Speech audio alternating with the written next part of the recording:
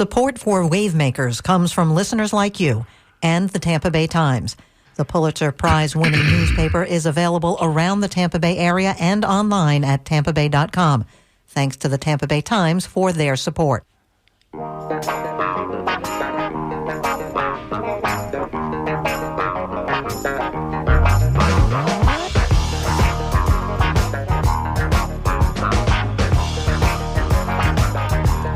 Good morning. Welcome to Wavemakers with Janet and Tom. It's a weekly conversation with people making a difference. I'm neither Janet nor Tom, as if you're a regular listener, you probably already guessed that by now. Our usual hosts are away for a couple of weeks, and I'm filling in. My name is Wayne Garcia, and I am a journalism professor at the University of South Florida in Tampa. But some of you may remember me as the political editor at Creative Loafing Tampa, more than 15 years ago now. Oof, it's been a while. I also reported on politics and local government for the Tampa Tribune and the St. Petersburg Times. Operating the board today is John Dunn, and answering our phones is Joe Remo. If you want to join our conversation today, call us at 813-239-9663. Joe will get you through to us. And you can also email us at dj@wmnf.org, or you can text us at 813-433-0885. There's your numbers. Wavemakers is also available as a podcast. If you are not able to listen to a weekly episode, you can find that at wmnf.org. I want to keep going talking about sports. Sean Kinane just had a excellent overview of the latest state of what is going on in the world of the Tampa Bay Rays and their stadium pursuit. But I don't want to talk about sports in terms of like your usual AM sports talk and whether Juan Soto's $765 million deal is going to make the Mets any good or not. Thinking no, I'm sorry. I get a big nod no from my board operator. As a former political investigative reporter, I like to follow the money, and I want to explore the larger sports economy in Tampa Bay. More accurately, I think we could call it the sports ecosystem that starts up at these headline-grabbing events and large money, but really goes all the way down to your children playing in youth sports. Joining us a little bit later will be Patrick Montega. He is the publisher of La Gazzetta, the nation's only trilingual newspaper, and former chair of the Tampa Sports Authority. He'll be with us in about 25 minutes or so.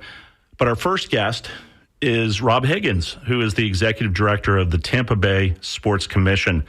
That group is different from all these professional sports stadium conversations going on. So we're going to move beyond the Rays stadium. His organization is the one that bids on and helps put together large sporting and entertainment events in Tampa Bay, including all of our Super Bowls, the 2018 NHL All-Star Weekend in hockey, the 2019 NCAA Women's Final Four, the NFL Super Bowls, as I said, U.S. Gymnastics Championships, WrestleMania 37. The list is really, really long. Rob, thanks for joining us on Wavemakers.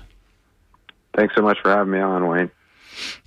Rob, tell us, I think there's a number of sports organizations that do a lot of work in the larger sports tourism economy in our area that people aren't as familiar with.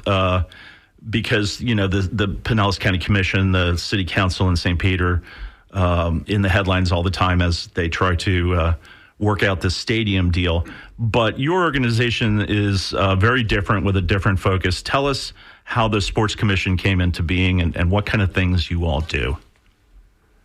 Sure. Well, the Tampa Bay Sports Commission is a 501c3 private not-for-profit. We've been in existence about 25 years now, and really we're charged with trying to create as much social and economic impact through sports, and that comes in a variety of different fashions. We're probably mostly known for recruiting and hosting, as you referenced, of sports events of all shapes and sizes. So everything from youth and amateur events, like a lot of your listeners' kids may play, all the way up to events like collegiate championships and the Super Bowl.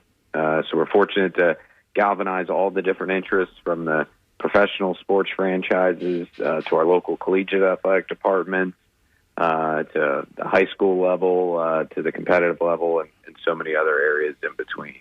This is a community that really appreciates and has grown a great reputation when it comes to hosting events of all shapes and sizes. So we really look to try to serve as the point guard or quarterback and helping coordinate those efforts. And so you've had a long track record then of all of these large events. I literally read like a fraction of them from your website. Talk about the economic impact of that. I know when we talk about professional sports teams in an area, there's always debate about replacement spending versus actual new spending. But in your organization's case and the events, you have a very direct line from visitors coming in. This is new money in the economy. Correct. We do not get in the business of quoting economic impact. We learned long ago that there's millions of ways to be able to calculate that, and they're all different. So we really want to be able to identify our exact return on investment. And the way to be able to do that is to look at tangible factors such as hotel visitation.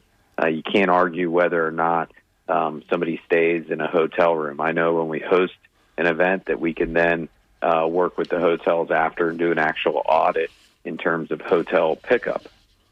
We also work with our partners when it comes to aviation, and we can understand just how many airline seats were utilized from an event as well. So, again, those are really tangible factors. That's what we focus on.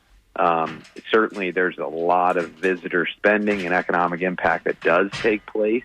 However, we really get into the nitty-gritty of what exactly happened. And I can tell you, this past year, Hillsborough County invested $1.6 million into our efforts. And we know for a fact that we generated close to $900,000 on top of that.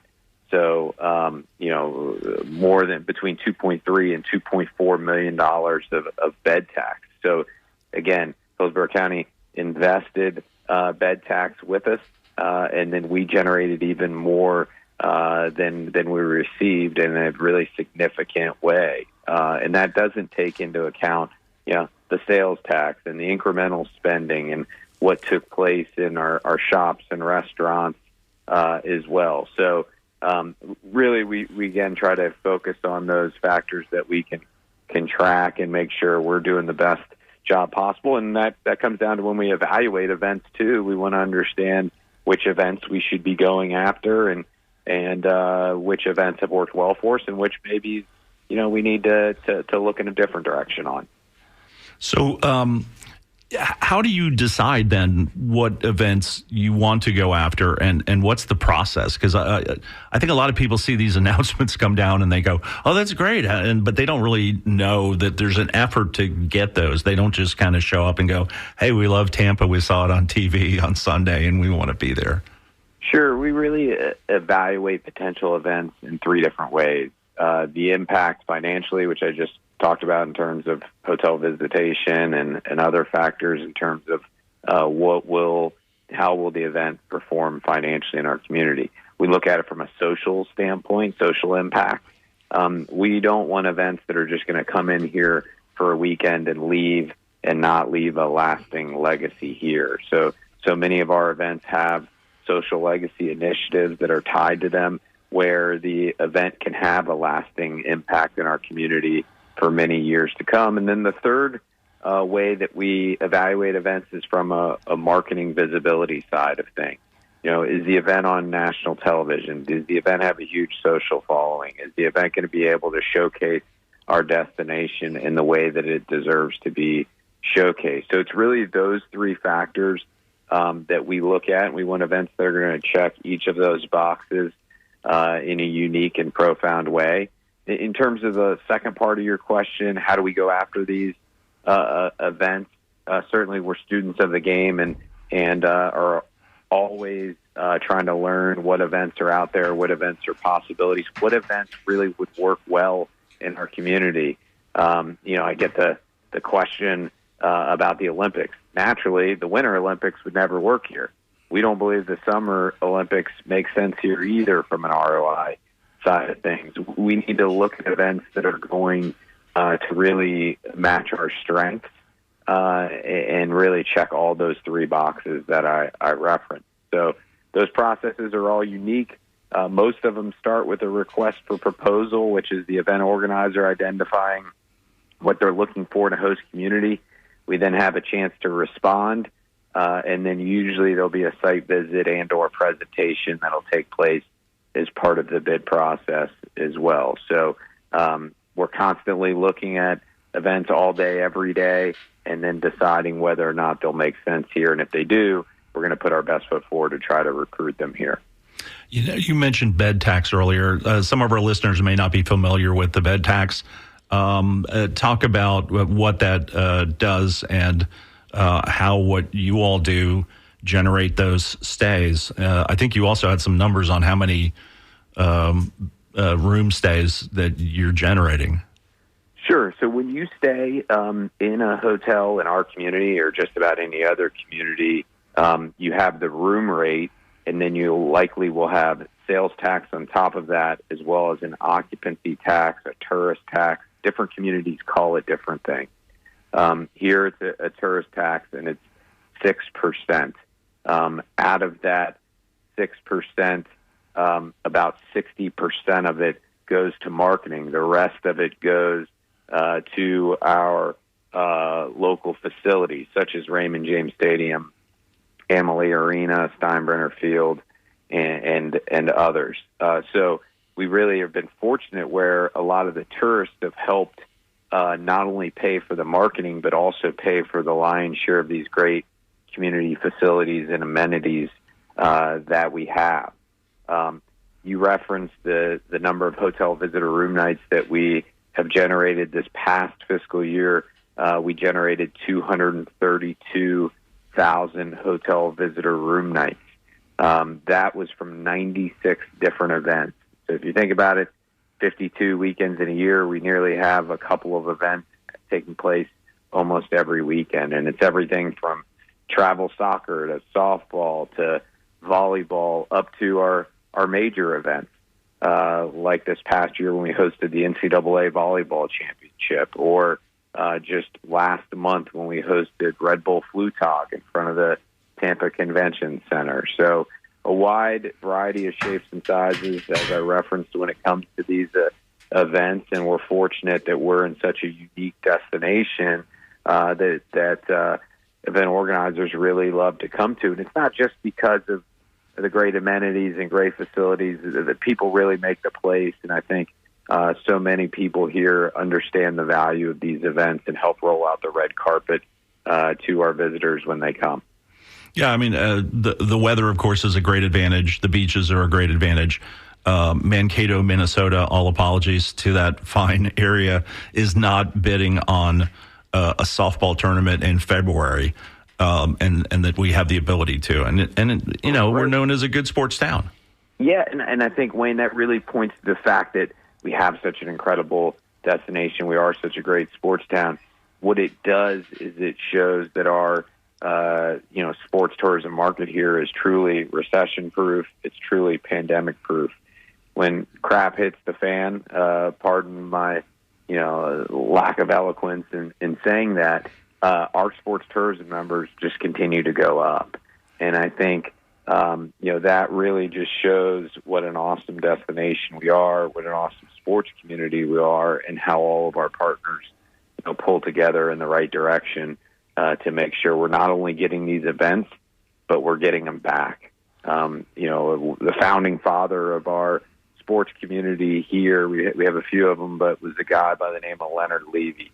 There were twins, the Levy brothers, who helped recruit the NFL here with our franchise that ended up being the Buccaneers. But Leonard had a really impactful statement or quote that he impressed upon us all the time, which was, if they like us, they'll leave us. If they love us, they'll come back. So our goal is always to not only get these events here for the first time, but it's to get them here several times. And that's why we've been fortunate to have 5 Super Bowls, and we have our record 4th NCAA Women's Final Four coming up, and we've got 3 NCAA Men's Frozen Fours. We've got these events that continue to come back on a regular basis because we know how important it is not only to get them here, but to keep them coming back as well. I think you all just had 3 big announcements, or one big announcement with 3 events. But I recall reading about 3 things that are coming in the future that you all have talked about in the last 30 days. Can you tell us about those? Absolutely. And I think they really speak to the breadth of our sports community and just how diverse the offerings are when it comes to the portfolio.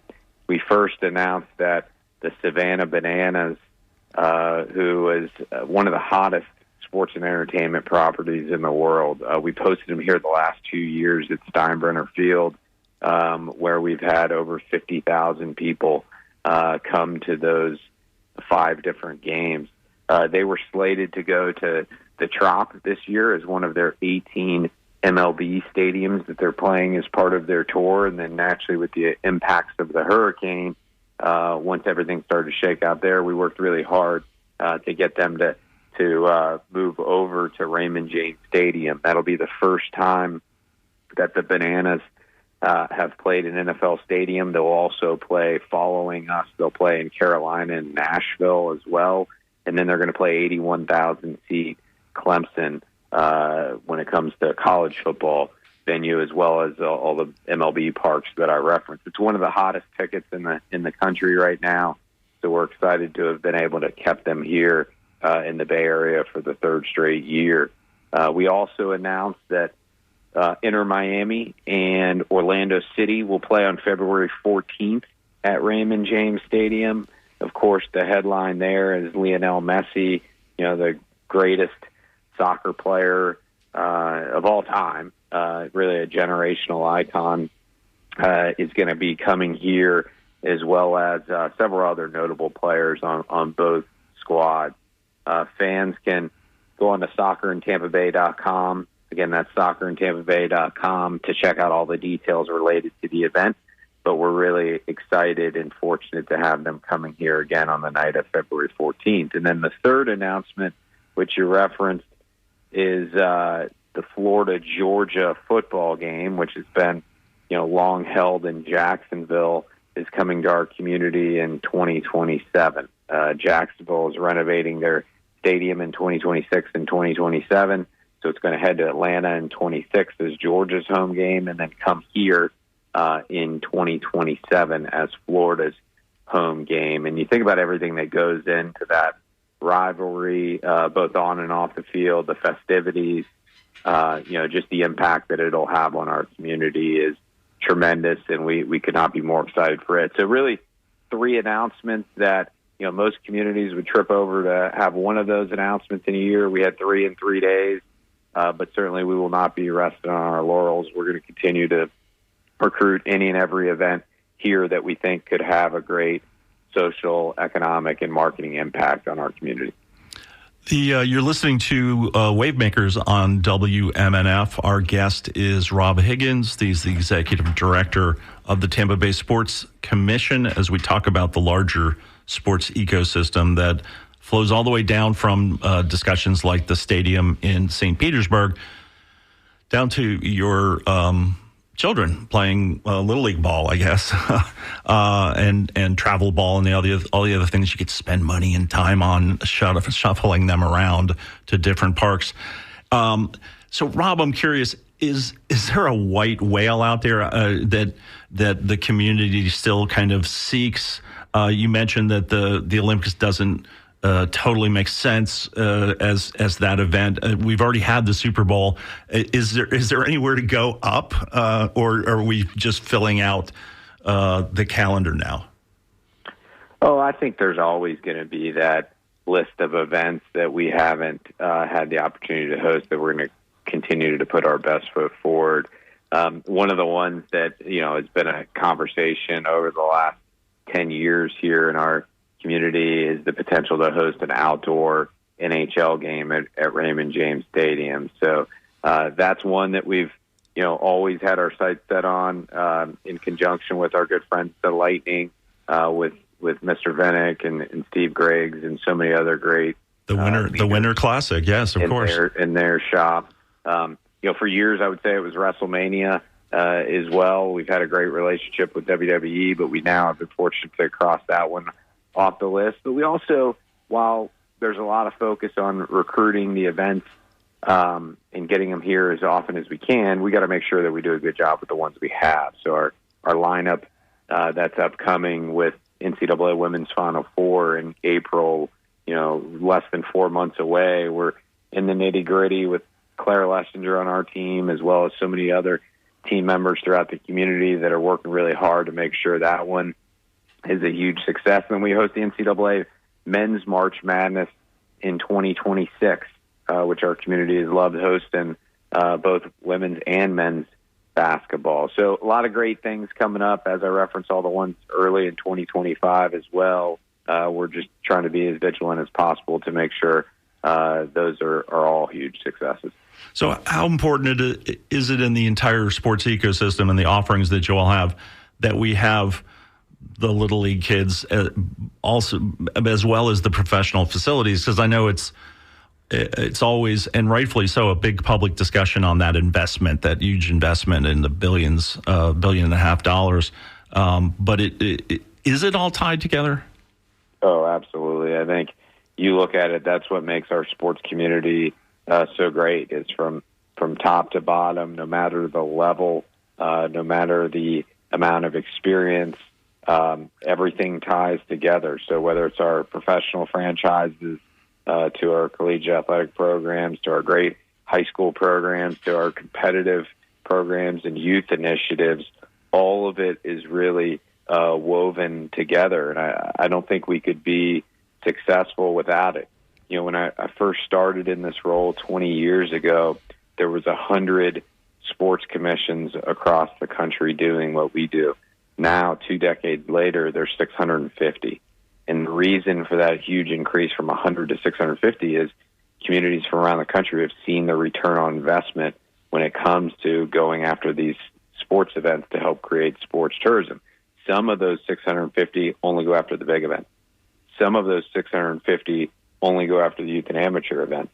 Here, we're fortunate to be able to go after each and every level as part of it. And so while it's amazing to have those huge events that everybody knows that are household names, that happen once, twice, maybe in a good year, 3 times a year and draw a lot of attention to our community, those youth and amateur events that are here each and every weekend are really helping sustain a lot of those tourism and hospitality jobs, 60,000 of them here locally, and helping put wages into those folks' pockets because of the sustained and ongoing engine that is sports tourism. Well, Rob, thank you so much for joining us on Wavemakers today. Really appreciate the overview. I think there's a whole lot of things that go on that people are aware of, but don't kind of, put them all together as part of a bigger picture. Again, great to talk with you. No problem. I mean, you have the real superstar coming up here, following me with Patrick Montega. I was like the JV game while he's the varsity. I'm the lead-in, the appetizer, the entree. You're the undercard. Big fan of Patrick, and excited to tune in and listen to him. But we appreciate you having me on, Wayne. Thank you, Rob. And we'll be right back with the aforementioned Patrick Montega.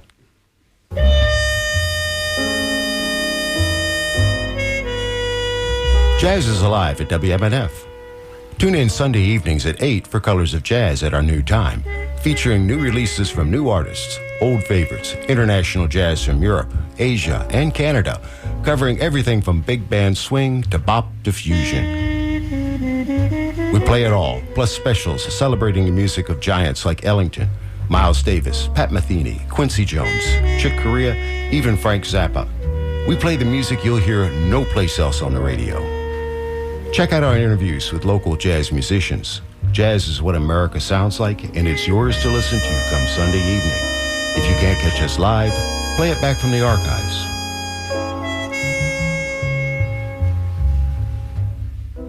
We're back with Wavemakers. I am filling in for Tom and Janet. My name is Wayne Garcia. I'm a journalism professor at the University of South Florida, Tampa.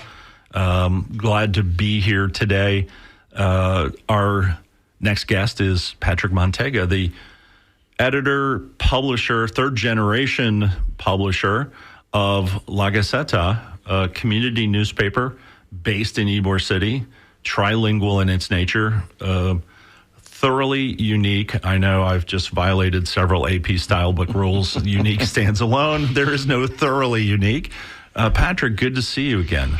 Nice seeing you. And I was fascinated to listen to Rob. He's got all the numbers, all the statistics, and he's a real treasure to our community. I remember when he got hired for this job, and he's just done a great job for us, and we're so glad to have him.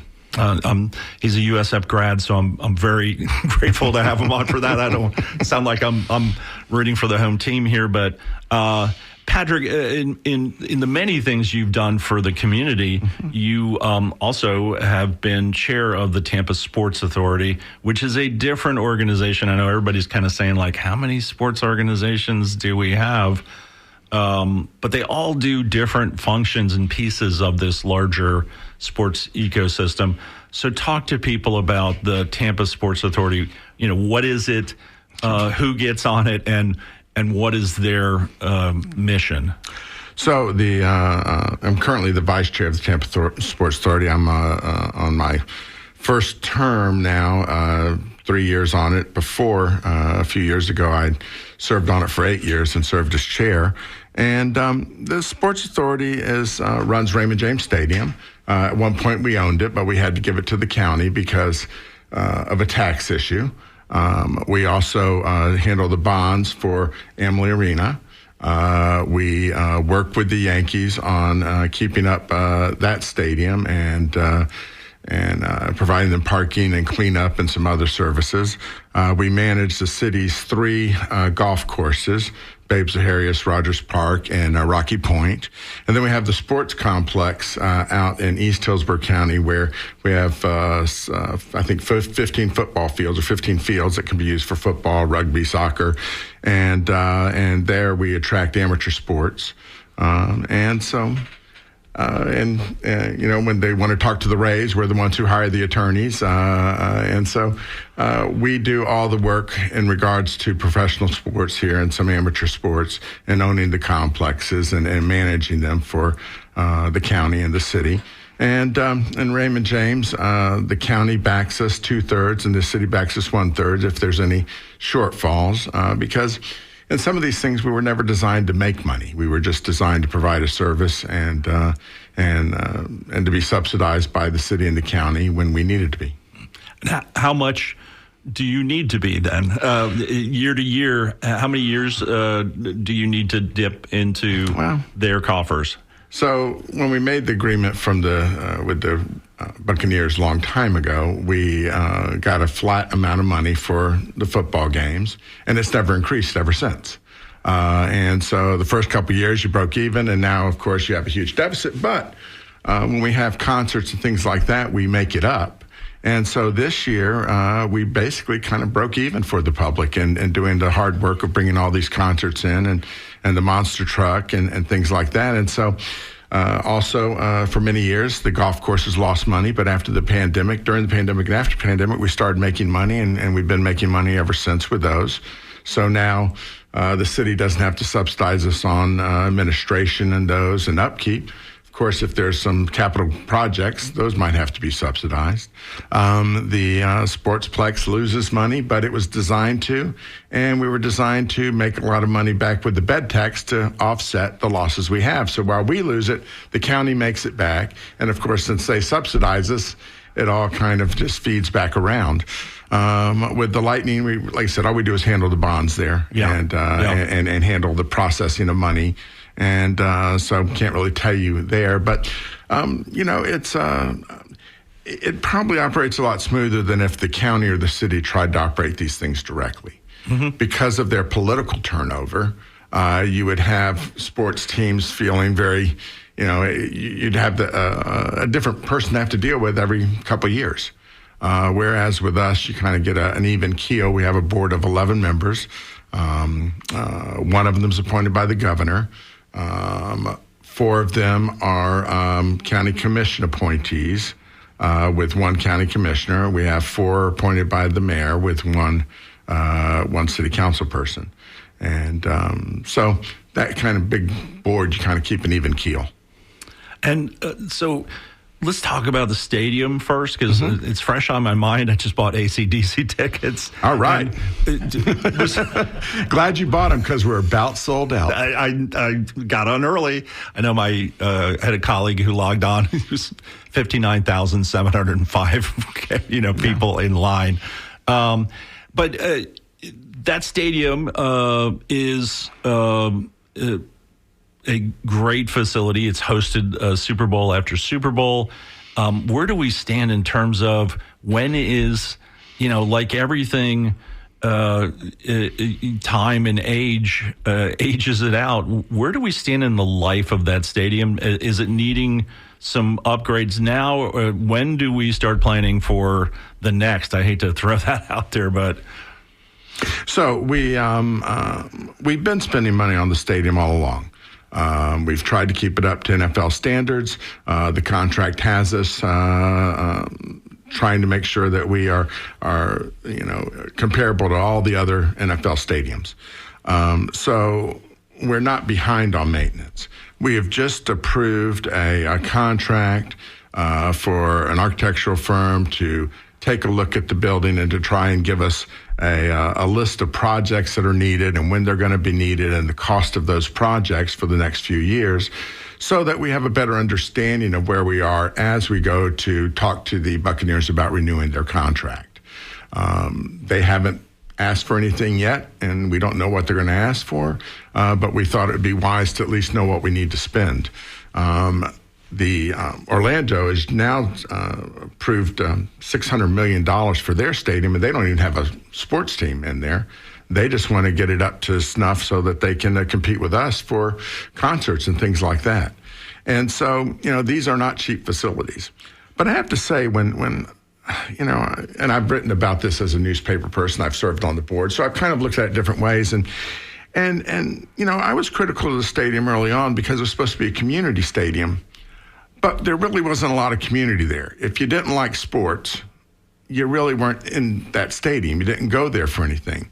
But over the years, it started to fulfill that role better with bringing in all of these concerts. Now you can be somebody who has no care for sports, but all of a sudden you can go see AC/DC and you don't have to drive to Atlanta or fly to Chicago. There's only 10 of those shows in the U.S. for AC/DC. So how lucky it is that if you're a fan, that we're going to, even though the ticket price is going to be expensive, you don't have to pay for airfare. You don't have to pay for a hotel. You can see it in your own backyard. Taylor Swift, the same thing. There was not that many shows, so you'd have to fly somewhere and go somewhere. We provide the monster truck, so the wrestling, all these kinds of things that have nothing to do with sports. And so I think we start to really fulfill the role of being a community stadium. And then there's a lot of events that you just don't see there. The interior of the stadium is rented a lot for office parties and things like that. They'll rent, the atriums, the bar areas. And so we probably have 10 or 15 of those rentals a month.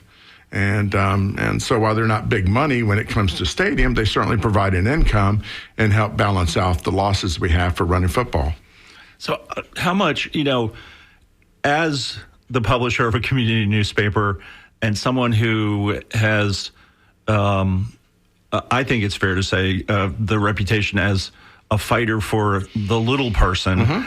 When you hear the kind of discussion that we hear around the Rays Stadium and the money involved there in professional sports, and and Juan Soto's contract and Dak Prescott's contract and all those millions, and people is like, can't we spend this in a better way?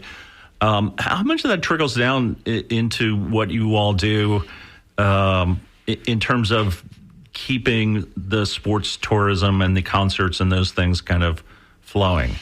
Well, I really look at our job as trying to do this and try and reduce the cost to the public as much as possible.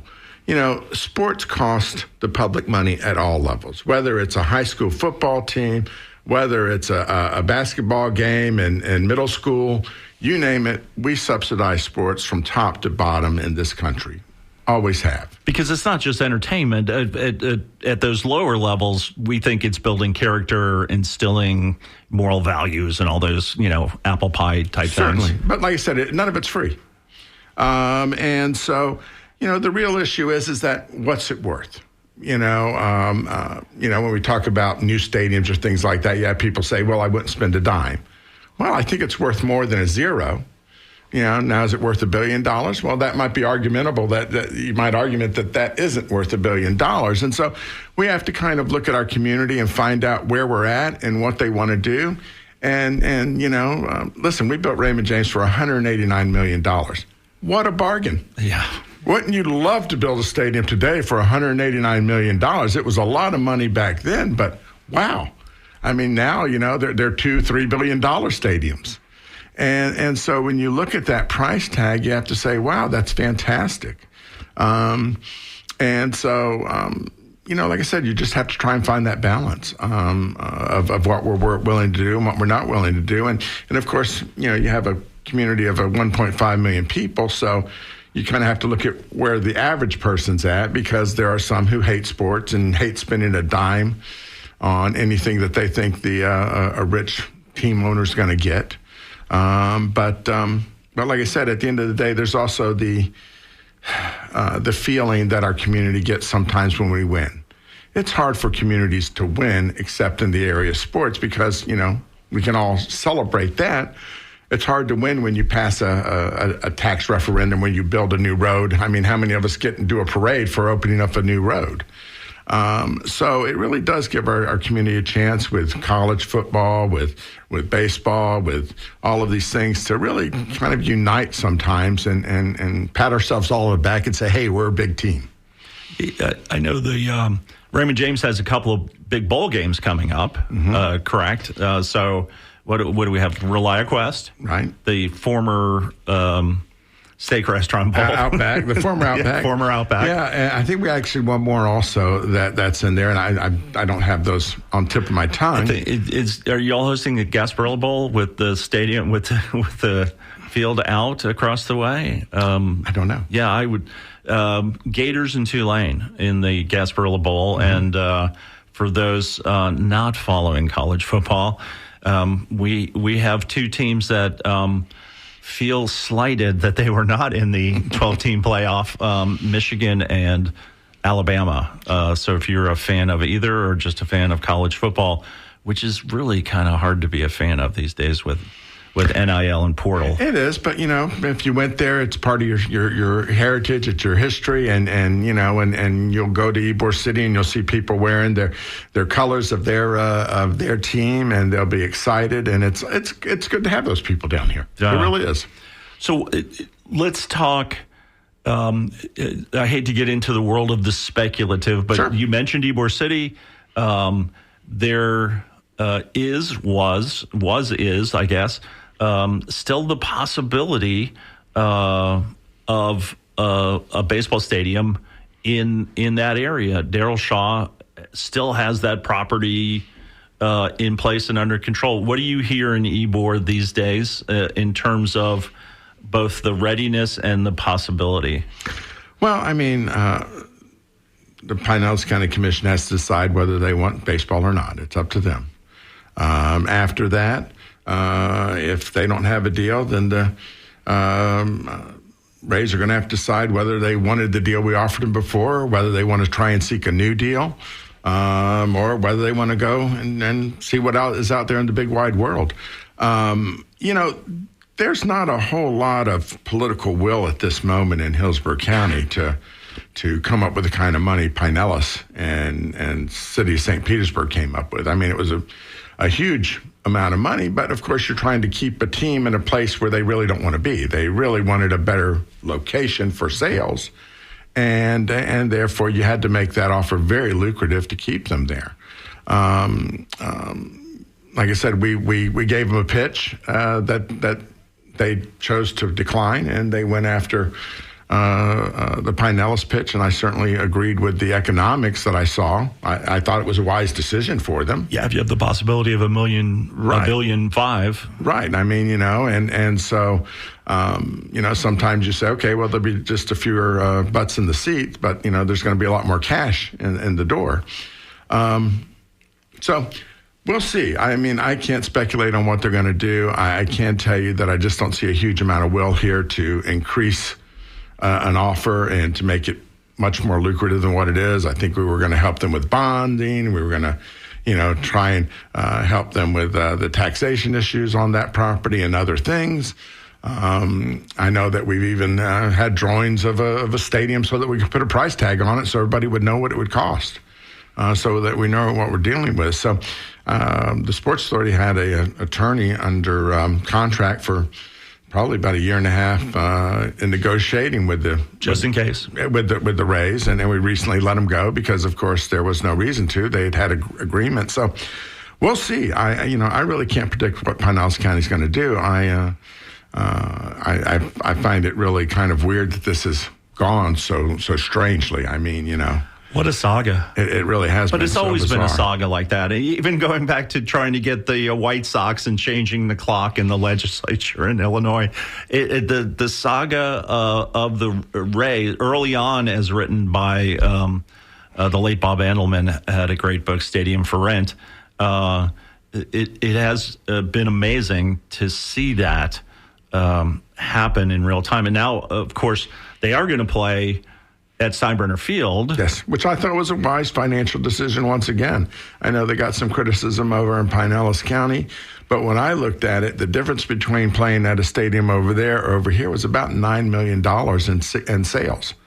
And also, there was a bigger investment to do over there than there would be here. The Yankees have probably one of the best minor league fields in America, and one of the largest, and they've invested in such a way where there's not going to be a huge amount of upgrades to get it up to MLB standards.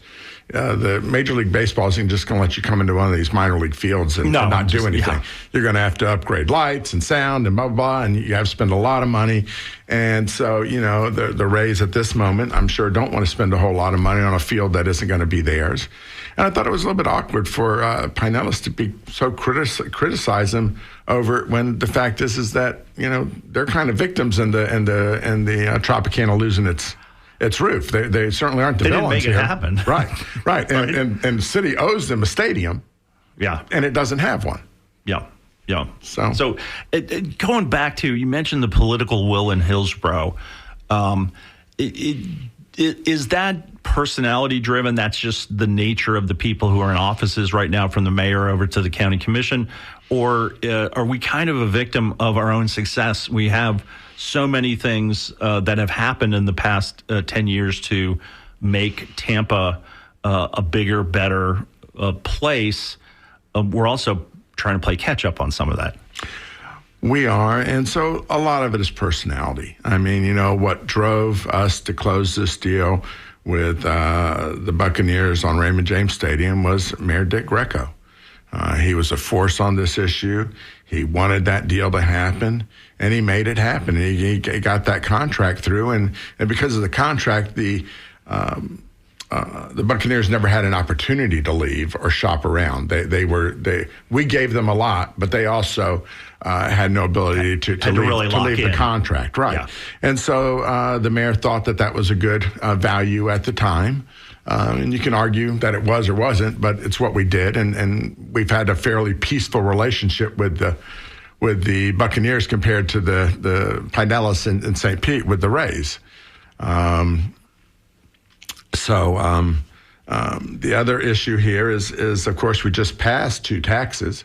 So it isn't this area is against taxes, but I think there's a hierarchy in sports. And I think that the NFL is the king. And so getting a tax passed like we did many years ago to help, and not either this time, I think for the NFL, you get more support than you do for baseball. And I think you get less support if it was soccer, and you get less support here. And so on down the line. And so on down the line, we have a women's team here for soccer, and it didn't get a whole lot of public support as far as, nobody wrote a check for them and said, hey, we're going to build you a stadium. They're playing at Blake High School. Right. And they had to make their own investment, and the school board gave them a pretty nice deal, but at the end of the day, there was just nobody offering them to build them because, of course, there's not that political support for girls soccer or women's soccer at the moment, and that's just the way it is. I mean, the NFL is the king still. So is Tampa Bay a good region? Is it a sports town, let's say? I think a lot of people would point to, the Rays can't fill the stadium except on the weekends, or, some of the, teams that everyone loves to see. We don't have the corporate headquarters and the corporate supports and the suites and those kind of things. But at its core, when I look at the kind of celebrations for the Super Bowl wins that the Bucks had and the back-to-back Stanley Cups for the Lightning, I'm seeing a sports town. So are we a sports town or not? We are. I mean, we get a little diluted. I mean, there's not a whole lot of Tampa Bay fans moving in to live in Green Bay, but there's a lot of Green Bay fans moving down here, and Detroit fans and Chicago fans and New York fans. So sometimes when you go into the stadium or Amalie Arena, you see a bunch of people there wearing the wrong colors. But it's understandable because we're a place where people immigrate to. And therefore, we end up with a whole lot of fans. So, we are a sports team. I mean, you know how good it felt when you win those Super Bowls and you go to these parades and how unified we all feel, and you high-five everybody. And it's a great conversation for a week afterwards. And so it's a great feel. So, and I would also tell you that with the concerts and things like that, you start to see that we're a very profitable place to have these. And sometimes, like with the Stones, we were their best revenue out of their tour in America. And so we do have a group that's willing to buy tickets, buy expensive tickets, buy them fast. AC/DC, I think a couple days ago when I talked to the Sports Authority, we had, I think, 4,000 tickets left. All those concerts selling out well. Morgan Wallen made a huge amount of money for us. Even we had individual concerts there that made more than Taylor Swift because people drank more. They, the problem with a Swiftie concert is they sit down, they won't move. They're not going to go to the bathroom. Focused. They're not going to buy a drink. They're not doing anything. At a concert, a lot of times people will get up. They can walk away for a song. They'll buy some pizza, buy a beer, and of course that adds to the revenue. So, since I have you here, and we've been through this last election, I know people still have election fatigue, but at the local level, certainly not as much as the national discussion. What caught your attention most? Because we passed some taxes at the same time we became more conservative. At the same time. So, do we make any sense politically? This town used to be easier to keep a finger on than it is today. You and I can remember a time when we remember this community becoming more Republican, but it was measured in East Hillsborough County, and you knew where the Democrats were, you knew the Republicans were. And it is getting a little bit harder. I guess the thing that caught me most was 66% of the people supporting a tax for teachers. I have never seen that high a vote on many things. And to tax yourself for teachers shows that there's a real sympathy out there for their plight. And also, because a lot of those people didn't have kids in school, or didn't have kids in public school. And so there's sympathy for that. And then I also saw that Hispanics here are moving more Republican. We've lost a lot of West Tampa to Republicans. And so there's a change. There's a change underfoot. I don't know what it means 2 years from now. I don't know if this community rebounds a little bit and gets some more Democrats because perhaps Trump let some people down. I don't know if perhaps there's just more rich people moving in and these shiny new buildings we build, and so perhaps we end up becoming more Republican. But we're right on the edge of either going the way Florida does and become completely Republican, or we're going to continue to be one of those populated areas like Orlando and Miami and keep some Democrats afloat. So we'll see. I have a hard time, figuring it out. How about you? You got it figured out? No. That's why I got out of the business. I figured I'll go to the university and think lofty thoughts. But no, and it's stunning. Even the last 2 days now, we have a Democratic State Representative, Susan Valdez, who has changed parties to the Republican Party after losing a vote to head the local Democratic organization, which was won by a more progressive, less centrist group. So, I have a hard time seeing how the Democrats can resolve their internal turmoil, which is absolutely key to them being competitive, because the Republicans, there is a standard marching order, and they're happy to march and win. I always joke about a Democratic operative who once we got together for lunch after the election was over, and we were talking about an issue that their candidate, I was on the other side with a different Democratic candidate, and I said, well, I think your candidate was right on the issues, but that wasn't an issue that people really wanted to see resolved. And the statement I got was, well, I'd rather be right than win. Right. And I think I'm going to make T-shirts for the local Democratic Party and make that. But what are their chances now with this new leadership? Well, it's I've been a lifelong Democrat. People who read my column certainly don't have to read between the lines too much to figure out where I'm at. My grandfather was a Democrat. My father was a Democrat. I would label myself as a yellow dog Democrat. That means I'd rather vote for a yellow dog than a Republican. But I very much wanted Susan to have the leadership. I editorialized, and it was because this party needs to find its way back to the middle, to the working class. We ended up in some weird positions where we took the bait from the Republicans. We ended up defending drag queens and pronouns and extra bathrooms and a whole lot of things that are important to a very small group of people, but not important to a larger group of people. And we weren't talking about insurance and high electrical rates and global warming and things like that I do think are bread and butter issues for Democrats. And I do think that people want a social safety net, things like that. But we missed that conversation. So, I think what you saw was the Democrats not thinking very strategically in this last vote by not voting for Susan. Had they voted for Susan for chair today, Susan would be a Democrat. The party would have its chief fundraiser working for it, and we wouldn't have renewed a lease on a $4,000 a month building that's going to break us, and we'd be talking about how to convince young people to be Democrats. Today, we're talking about losing an elected official.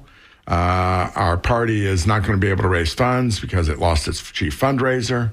They are now canceling fundraising issues, and so we've made this weird turn to the left at a time when everything's pointing to go a little bit to the middle. And so I don't know. I'm a Democrat. I'm a Democrat tomorrow. The next day, I ain't switching. It won't be the first time I've seen my party make a whole lot of weird and bad decisions. I'm not a member of an organized party, right? I am NPA, so I will say that. But I am really interested in what the progressives will do for their campaign. Patrick, thank you so much for joining us. Thank you. Everyone out there listening, thank you for joining us. Thank you to Rob Higgins from the Sports Commission. Coming up, NPR News, followed by WMNS' latest public interest show, Wide Awake America, hosted by Nadine Smith. This is WMNF Tampa.